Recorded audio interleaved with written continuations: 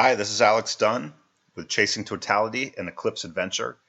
And today we're going to look at what is it going to be like if you do make it into the path of totality. And if you don't know what I mean by the path of totality, go back and watch my other video, which will explain a little bit more about what it is and using NASA's tool to find where it's located. But if you have decided that you want to make it inside this path of totality, here's some things to know. The New York Times already came out with an article back on June 30th, and they are talking about the town of Carbondale, Illinois, and their preparations to be in the epicenter of not only this eclipse on August 21, but also an eclipse that's going to be occurring April 8th, 2024. That's going to be coming up in a northeast direction across the United States out of Mexico, and they happen to be in the crosshairs of two of them. So a lot of excitement, a lot of research fueled by NASA, fueled by local universities, happening in Carbondale as a real exciting place to be. 2 eclipses within 7 years. Now, small towns are kind of on the other end of the spectrum where they don't know what to expect. Nothing like this has happened in the United States for a long time. And so there's really no model. About how to handle this. So there is some interesting radio coming out of Oregon Public Broadcasting about small towns dealing with how to prepare for this. There are a lot of questions about traffic, of course, infrastructure. Is there food? Is there housing? Can we open up our municipal areas, our school fields for camping? Of course, there's a huge interest in people doing Airbnb for their house and for their yards. There's money to be made, so people are excited. But of course, part of the question is this thing going to be a bust, Y2K style, and nobody's going to come out for it to some of these small towns? Or is it going to be a crazy tinfoil hat, army locking down the roads, log jam of cars for 1,000 miles? And of course, we just don't know. I did a quick search on hotels.com for some hotels in some of the towns kind of out by me here in the West. Salem, Oregon, for Sunday night, leaving Monday morning. Monday morning is the eclipse, August 2017. One night, one room, one adult, no matches. So that was Salem, which is a sizable town. I tried Laramie, Wyoming. Same thing, no matches. I did luck out, though, in Idaho Falls, Idaho. There was one room at the Quality Inn Suites for a mere $840. So if anyone's looking for a room in Idaho Falls, I'm not going to take this because I'm going my own route into the woods. But I did just find this. It's July 31st, about 7:30 p.m. Pacific Daylight Time. So if anyone wants to drop $840 on a sweet little Quality Inn in Idaho Falls, Idaho, there's one there for you.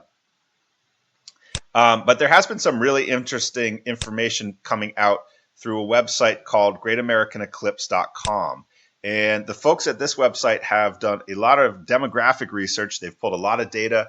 They've used ArcGIS, which is a mapping program that can take large amounts of data and turn them into visuals.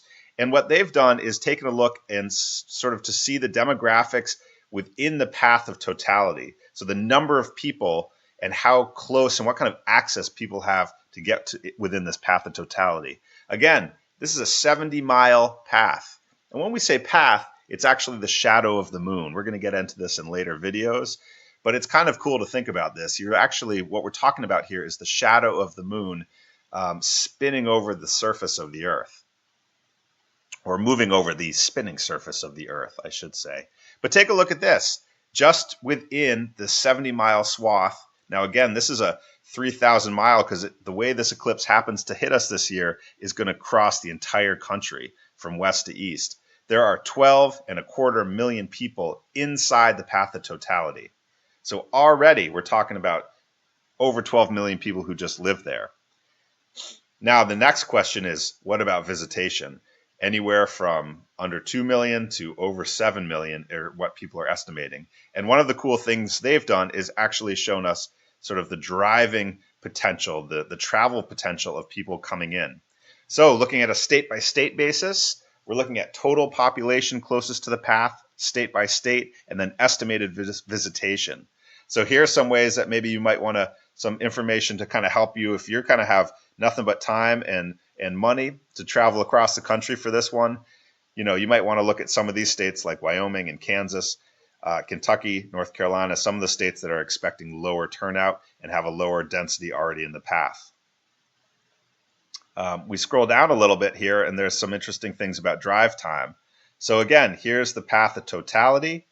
We're talking about the 12 million people already in it. The path does go through some sort of large to medium-sized cities: Salem, Oregon, Laramie and Casper, Wyoming. When you get down here, St. Louis and Kansas City are very close. Memphis not far. Nashville is in the path. Atlanta's very close. Columbia, South Carolina, and then Charleston right at the exit there. Of course, you got 95 between D.C. and Florida. You got I-5 out here between Vancouver and San Francisco. So some big sort of major thoroughfares cutting right through it. Denver not far over here, and then Minneapolis to Oklahoma City. So what we're talking about, though, is this green swath is 0 to 2 hours. And then the lighter green is 2 to 4 hours. So people living within 2 to 4 hours drive time of this path add up very quickly. And in fact, they showed us the numbers. So if we go back here, here's the path of totality. Again, we talked about this earlier, but I said the data that they've come up with is 12.2 million people living just within this path, 70 miles wide, going across the entire country. That's almost 4% of the entire nation already live within it. What about drive times then? Well, this is a kind of a nice little graphic. What you're going to do is, as you go up, you're widening the path, and it's going to show us how many more people. So within 100 miles, 47 million people live within 100 miles of the path of totality. That's almost 15% of the entire country. And very quickly, as we go up to, say, 400, look at this, 400 miles, we're talking about maybe 8 hours of driving, 6 to 8 hours of driving, depending on the highway and traffic, of course. But, that's a day's drive or a day and a half's drive. Half the country lives within 400 miles of the path of totality. So there is definitely some potential for some happy travel, and there is definitely the potential for some unhappy travel. In the end, my advice, of course, pack your car lots of water, bring some food, bring a sleeping bag. Most importantly, bring your patience. This might be some traffic. There might be some inconveniences of not availability of the rooms that you wanted or the campsites that you wanted. From what I understand, at least in Oregon, all campsites near and in the path of totality have been booked for weeks. As we looked at on the hotels.com, a lot of the hotels are already gone or they're charging pretty high rates. But in the end, if you decide to make the journey, and I recommend you do, bring your patience, bring some money. You're going to support a local economy, a lot of little towns that, are looking forward to hosting people. And in the end, really, we're going into this little strip of 70 miles to see one of the real incredible wonders of the natural world. It may only last a couple minutes, but from what I understand, it's life-changing. It's one of the real beautiful things to witness from all the accounts that I've read and listened to. And now we're all going out to see the same thing. We're all going out for science. So when you're out there, and if you're out there, you're sitting in traffic or you're sitting in a crowd, remember that you're sitting with people who are traveling to see a real scientific wonder of the world. So I hope you do it. Again, pack some water, pack some patience, go find that eclipse.